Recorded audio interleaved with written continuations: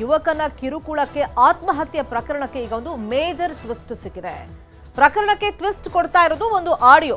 ಮೃತ ದಿವ್ಯಾ ಮತ್ತು ಆದಿತ್ಯ ನಡುವೆ ಪ್ರೀತಿ ಇತ್ತು. ಮೈಸೂರಿನ ನಂಜನಗೂಡಿನಲ್ಲಿ ನಡೆದಿದ್ದಂತ ಪ್ರಕರಣ ಇದು. ವಿದ್ಯಾಭ್ಯಾಸ ಮುಗಿಸಿದ ಮೇಲೆ ನಿಮ್ಗೆ ಮದುವೆ ಮಾಡ್ತೀವಿ ಅಂತ ಹೇಳಿ ಪೋಷಕರು ನಿರ್ಧಾರಕ್ಕೆ ಬಂದಿರ್ತಾರೆ, ಒಂದು ಮಾತನ್ನು ಕೊಟ್ಟಿರ್ತಾರೆ. ಅದೇ ಭರವಸೆ ಮೇಲೆ ಆ ಯುವಕ ಮತ್ತೆ ಯುವತಿ ಕೂಡ ಇರ್ತಾರೆ. ಆದಿತ್ಯ ದಿವ್ಯಾ ಮದುವೆಗೆ ಫಸ್ಟು ಪೋಷಕರು ಒಪ್ಕೊಂಡು ನೀವು ಎಜುಕೇಶನ್ ಎಲ್ಲ ಮುಗಿಸಿ ಆಮೇಲೆ ಮದುವೆ ಮಾಡ್ಕೊಡ್ತೀವಿ ಅಂತ ಹೇಳಿದ್ರು. ಆದರೆ ಸ್ವಲ್ಪ ದಿನ ಆದಮೇಲೆ ಪೋಷಕರೇ ವಿರೋಧವನ್ನು ವ್ಯಕ್ತಪಡಿಸಿದ್ದಾರೆ, ಮದುವೆ ಮಾಡಿಸೋದು ಬೇಡ ಇವರಿಬ್ಬರಿಗೆ ಅಂತೇಳಿ. ಈ ಕುರಿತಂತೆ ಆಡಿಯೋ ಫೋಟೋವನ್ನು ರಿಲೀಸ್ ಮಾಡಿದ್ದಾರೆ ಆದಿತ್ಯ. ಈಗ ದಿವ್ಯಾಗೆ ಬೇರೆ ಮದುವೆ ಮಾಡೋದಕ್ಕೆ ಪೋಷಕರು ಸಿದ್ಧತೆಯನ್ನ ಮಾಡ್ಕೊಳ್ತಾ ಇದ್ರು. ಇದರಿಂದ ಆಕೆ ಮನನೊಂದು ಆತ್ಮಹತ್ಯೆ ಮಾಡ್ಕೊಂಡಿದ್ದಾಳೆ ಅಂತ ಆದಿತ್ಯ ಹೇಳ್ತಾ ಇರೋದು. ಆದರೆ ದಿವ್ಯಾ ಪೋಷಕರ ಆರೋಪ ಏನು? ಆಕೆ ಸೂಸೈಡ್ ಮಾಡ್ಕೊಂಡು ಈಗ ಸತ್ತು ಹೋಗಿದ್ದಾಳೆ. ಆದಿತ್ಯನೇ ಕಿರುಕುಳ ಕೊಡ್ತಾ ಇದ್ದ. ಆ ಕಿರುಕುಳದಿಂದ ಮನನೊಂದು ದಿವ್ಯಾ ಆತ್ಮಹತ್ಯೆ ಮಾಡ್ಕೊಂಡಿದ್ದಾಳೆ ಅಂತೇಳಿ ದಿವ್ಯಾ ಪೋಷಕರು ಆರೋಪವನ್ನ ಮಾಡಿದ್ದಾರೆ. ಈ ಮಧ್ಯದಲ್ಲಿ ದಿವ್ಯಾ ಪ್ರಿಯಕರ ಒಂದು ಆಡಿಯೋವನ್ನು ರಿಲೀಸ್ ಮಾಡಿದ್ದಾನೆ. ನೋಡಿ, ನಂದೇನು ತಪ್ಪಿಲ್ಲ, ದಿವ್ಯಾ ಪೋಷಕರು ಬೇಕು ಅಂತ ನನ್ನ ಮೇಲೆ ಆರೋಪಗಳನ್ನ ಮಾಡ್ತಾ ಇದ್ದಾರೆ, ಆಕೆಯ ಸಾವಿಗೆ ನಾನು ಕಾರಣ ಅಂತ. ಆದರೆ ಆಕೆಯ ಪೋಷಕರೇ ಆಕೆ ಸೂಸೈಡ್ ಮಾಡ್ಕೊಡೋದಕ್ಕೆ ಕಾರಣ ಅಂತೇಳಿ ಒಂದು ಆಡಿಯೋವನ್ನು ಈಗ ರಿಲೀಸ್ ಮಾಡಿದ್ದಾನೆ. ಈ ಆಡಿಯೋ ಮುಖೇನ ಈಗ ಈ ಆತ್ಮಹತ್ಯೆ ಪ್ರಕರಣಕ್ಕೆ ಒಂದು ಟ್ವಿಸ್ಟ್ ಸಿಕ್ಕಿದೆ. ನಂಜನಗೂಡಿನಲ್ಲಿ ಮೊನ್ನೆ ನಡೆದಿದ್ದಂಥ ಪ್ರಕರಣ ಇದು. ದಿವ್ಯಾ ಆದಿತ್ಯ ಪರಸ್ಪರ ಪ್ರೀತಿ ಮಾಡ್ತಾ ಇದ್ರು. ನನ್ನ ಅವಳ ಪರಿಚಯ ಅಂದರೆ ಅವ್ರ ಅಕ್ಕ ನನ್ನ ಕ್ಲಾಸ್ಮೇಟ್ ಆಗಿದ್ರು ಡಿಗ್ರಿ ಕಾಲೇಜಲ್ಲಿ. ನಾನು ಅವಳು ಅವ್ರ ಅಕ್ಕನಿಂದ ಪರಿಚಯ ಆಗಿದ್ದು. ಈಗ ಸುಮಾರು ಒಂದು 8 ತಿಂಗಳಿಂದ ಪ್ರೀತಿಸ್ತಾ ಇದ್ದೋ.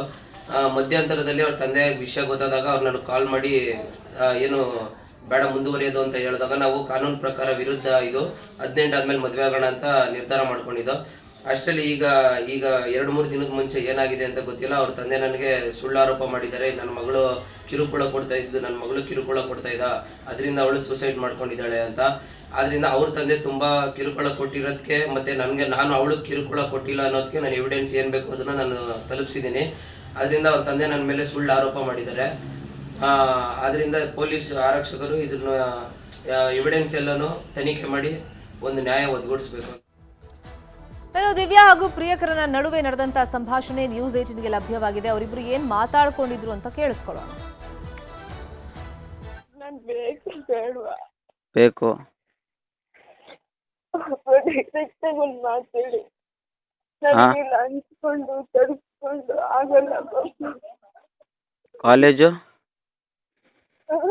ಕಾಲೇಜ್ ಹೋಗಲ್ಲ. ಕಾಲೇಜ್ ಹೋಗ್ತಾನ ಅವರೆಲ್ಲ ಬರ್ತಾರೆ ಹುಡುಗರು. ಅವಳಿಗೆ ಯಾರು? ಅವ್ರ ಮಮ್ಮಿ ಅತ್ತೆ ಭಾಗ್ಯ ಅತ್ತ. ಎಲ್ಲಿಗೆ? ನನಗೆ ಎಂತಕ್ಕೆ? ನೋಡಕ್ಕೆ ಆಗಲ್ಲ ನನಗೆ. ನಾನು ಬರ್ತಿಲ್ಲ, ನಂಗೆ ಗೊತ್ತಿಲ್ಲ. ಯಾಕೆ ಅಳ್ತಾ ಇದೀಯಾ? ನಾನು ಹಿಂಗಿರ್ಲಿ, ನೀವು ನಾನು ಹಿಂಗಿರ್ಲಿಲ್ಲ. ನೋಡ್ಕೊಂಡು ಮಾತಾಡು. ಅಮ್ಮ ಬಂದ್ಗಿಂದರು ಸಾಯ್ತೀನಿ, ಸಾಯ್ತೀನಿ. ಆಗಲ್ಲ ನನಗೆ ಇದು. ಏಯ್, ನಾನಿಲ್ವಾ? ಯಾಕೆ ಭಯ ಪಡ್ತೀಯ?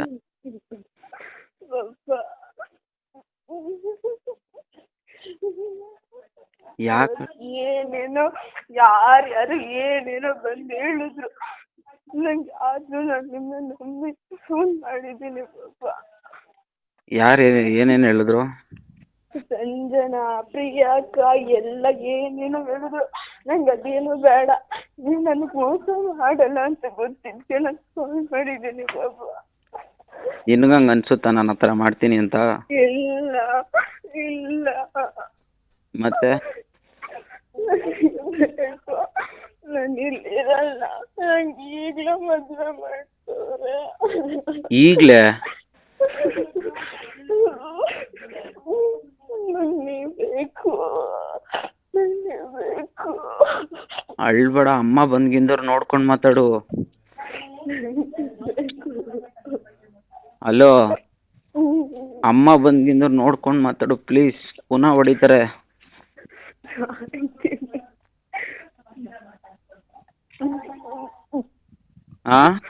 ನಾನು ಅಲ್ಲ ಪಾಪ.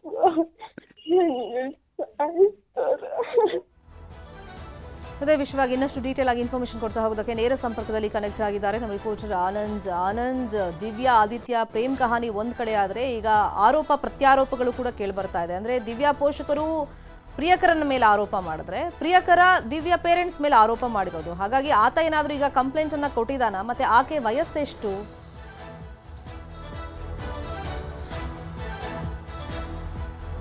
ಶರ್ಮಿತಾ, ಏನು ಮೊನ್ನೆ ಅಷ್ಟೇ ನಂಜನಗೂಡು ನಗರದ ನೀಲಕಂಠ ನಗರ ಏನಿದೆ, ಇಲ್ಲಿ ಯುವತಿಯವರಳು ಆತ್ಮಹತ್ಯೆಗೆ ಶರಣಾಗಿದ್ಲು.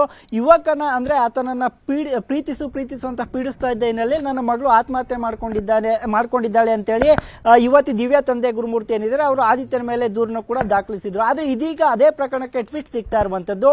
ಕಳೆದ 8 ತಿಂಗಳಿಂದಲೂ ಕೂಡ ದಿವ್ಯಾ ಹಾಗೂ ಆದಿತ್ಯ ಇಬ್ರು ಪರಸ್ಪರ ಪ್ರೀತಿಸ್ತಾ ಇದ್ರು. ಅಲ್ಲದೆ ಮದುವೆ ಆಗ್ಬೇಕು ಅಂತ ಕೂಡ ಒಂದಷ್ಟು ಪ್ಲಾನ್ ಅನ್ನ ಮಾಡ್ಕೊಂಡಿದ್ರು. ಆದ್ರೆ ಆಕೆಗೆ ಇನ್ನೂ 17 ವರ್ಷ ಆಗಿದ್ರಿಂದ ಹುಡುಗ ಆದಿತ್ಯ ಇಲ್ಲ, ನೀನು ಇನ್ನೂ 17 ವರ್ಷ ಕಾನೂನು ಬಾಹಿರ ಆಗಿತ್ತು, ನಾವು ಮದುವೆ ಆದ್ರೆ ನೀನು ಈಗಲೇ 18 ವರ್ಷ ಆಗೋ ತನಕ ಮನೆಯಲ್ಲೇ ಇದ್ಕೊಂಡು ಓದು, ಮುಂದೆ ಮದುವೆ ಆಗ್ತೀನಿ ಅನ್ನುವ ಮಾತುಗಳನ್ನ ಆಡಿರ್ತಾನೆ. ಆದ್ರೆ ಇವತ್ತಿಗೆ ಈ ಸಂಬಂಧ ಗೊತ್ತಾದಂತಹ ಸಂದರ್ಭದಲ್ಲಿ ಯುವತಿಯ ದಿವ್ಯಾ ಅವರ ತಂದೆ ಏನಿದ್ದಾರೆ ಗುರುಮೂರ್ತಿ, ಅವರು ಸಾಕಷ್ಟು ಬಾರಿ ವಾರ್ನನ್ನು ಕೂಡ ಯುವಕನಿಗೆ ಮಾಡಿರುವಂತದ್ದು. ಅಲ್ಲದೆ ಯುವಕನೇ ಆಡಿಯೋದಲ್ಲಿ ಹೇಳಿರೋ ಪ್ರಕಾರ ಆತನ ಮೇಲೆ ಹಲ್ಲೆಗೂ ಸಹ ಮುಂದಾಗಿರ್ತಾರೆ. ಅಲ್ಲದೆ ಮಗಳಿಗೂ ಸಹ ಆತನನ್ನ ನೀನು ಬಿಡಬೇಕು ಅಂತೇಳಿ ಒಂದಷ್ಟು ಮಾನಸಿಕವಾಗಿ ಹಾಗೂ ದೈಹಿಕವಾಗಿ ಹಿಂಸೆಯನ್ನ ಕೊಟ್ಟಿದ್ರು ಅನ್ನುವಂತ ಆರೋಪ ಕೂಡ ಕೇಳಿ ಬಂದಿರುವಂತದ್ದು. ಈ ಹಿನ್ನೆಲೆಯಲ್ಲಿ ಆಕೆ ಮನೆಯೊಂದು ಆತ್ಮಹತ್ಯೆ ಮಾಡ್ಕೊಂಡಿದ್ದಾಳೆ ಅಥವಾ ಈ ಮನೆಯವರು ಏನಾದರೂ ಮಾಡಿದ್ದಾರೆ ಅನ್ನೋ ನಿಟ್ಟಿನಲ್ಲಿ ಯುವಕ ಒಂದಷ್ಟು ಸಾಕ್ಷಿಗಳನ್ನ ಇಂದು ಪೊಲೀಸರ ಮುಂದೆ ಬಿಡುಗಡೆ ಮಾಡಿರುವಂತದ್ದು. ಅಂತ ಹೇಳಿದ್ರೆ ಮೊನ್ನೆವರೆಗೂ ಕೂಡ ಇದು ಯುವಕನ ಕಿರುಕುಳದಿಂದ ಆಕೆ ಆತ್ಮಹತ್ಯೆ ಮಾಡ್ಕೊಂಡಿದ್ದಾಳೆ ಅನ್ನುವಂಥದ್ದಿತ್ತು. ಆದ್ರೆ ಮನೆಯವರೇ ಪ್ರೀತಿಗೆ ವಿರೋಧವನ್ನು ಒಡ್ಡಿ ಆಕೆಗೆ ಮಾನಸಿಕ ಹಿಂಸೆಯನ್ನ ಕೊಡ್ತಾ ಇದ್ರ ಅನ್ನುವಂಥದ್ದು ಈ ಆಡಿಯೋ ವಿಡಿಯೋ ಎಲ್ಲ ಸಮೇತವಾಗಿ ಗೊತ್ತಾಗ್ತಾ ಇರುವಂತದ್ದು. ಸದ್ಯ ಎಲ್ಲ ಆಯಾಮಗಳಿಂದಲೂ ಕೂಡ ನಂಜನಗೂಡು ಪೊಲೀಸರು ತನಿಖೆಯನ್ನ ಮಾಡ್ತಾ ಇದ್ದಾರೆ. ಅಲ್ಲದೆ ಈ ಹುಡುಗನನ್ನು ಕೂಡ ಒಂದಷ್ಟು ಆತನ ಬಳಿ ಆಕೆ ಜೊತೆಗಿದ್ದ ಫೋಟೋಸ್ಗಳು ಎಲ್ಲವೂ ಕೂಡ ವೈರಲ್ ಆಗಿರುವಂತದ್ದು. ಪರಸ್ಪರ 8 ತಿಂಗಳಿಂದ ಚಾಮುಂಡಿ ಬೆಟ್ಟ ಇರಬಹುದು, ನಂಜನಗೂಡು ಎಲ್ಲಾ ಕಡೆಗಳಲ್ಲೂ ಕೂಡ ಇವರಿಬ್ರು ಸುತ್ತಾಡಿರುವಂತದ್ದು. ಅಲ್ಲದೆ ಸಾಯುವ ಹಿಂದಿನ ದಿನ ಕೂಡ ಯುವಕನಿಗೆ ಕಾಲ್ ಮಾಡಿ ನನಗೆ ಆಗ್ತಾ ಇಲ್ಲ, ನನಗೆ ಬೇರೊಂದು ಹುಡುಗನ ಜೊತೆ ಮದುವೆಗೆ ಅವರು ಹುಡುಗನ ನೋಡ್ತಾ ಇದ್ದಾರೆ, ನೀನು ನನ್ನ ಬಂದು ಕರ್ಕೊಂಡು ಹೋಗು, ನನ್ನ ಮದುವೆ ಆಗು, ನನಗೆ ಬದುಕೋಕೆ ಆಗ್ತಾ ಇಲ್ಲ, ಅಷ್ಟು ಮಾನಸಿಕವಾಗಿ ದೈಹಿಕವಾಗಿ ಹಿಂಸೆಯನ್ನು ಕೊಡ್ತಾ ಇದ್ದಾರೆ ಅಂತೇಳಿ ಆಕೆ ತೊಳಲಾಟವನ್ನ ಯುವಕನ ಬಳಿ ತೋಡ್ಕೊಂಡಿರುವಂತಹ ಆಡಿಯೋವನ್ನು ಸಹ ಯುವಕ ಇದೀಗ ಬಿಟ್ಟಿರುವಂತದ್ದು. ಇವೆಲ್ಲವನ್ನು ಕೂಡ ಗಮನಿಸಿದ್ರೆ ಎಲ್ಲೋ ಒಂದು ಕಡೆ ಆಕೆ ಮನನೊಂದು ಅಂದ್ರೆ ಪೋಷಕರ ವಿರೋಧಕ್ಕೆ ಮನನೊಂದು ಆತ್ಮಹತ್ಯೆ ಮಾಡ್ಕೊಂಡಿರೋದು ಮೇಲ್ನೋಟಕ್ಕೆ ಖಚಿತ ಆದ್ರೂ ಕೂಡ ಪೊಲೀಸರು ಈಗಾಗಲೇ ತನಿಖೆ ನಡೆಸ್ತಾ ಇದ್ದಾರೆ. ಸತ್ಯಾಸತ್ಯತೆಗಳು ಮುಂದಿನ ದಿನಗಳಲ್ಲಿ ಹೊರಬರಲಿದೆ. ಶರ್ಮಿತಾ.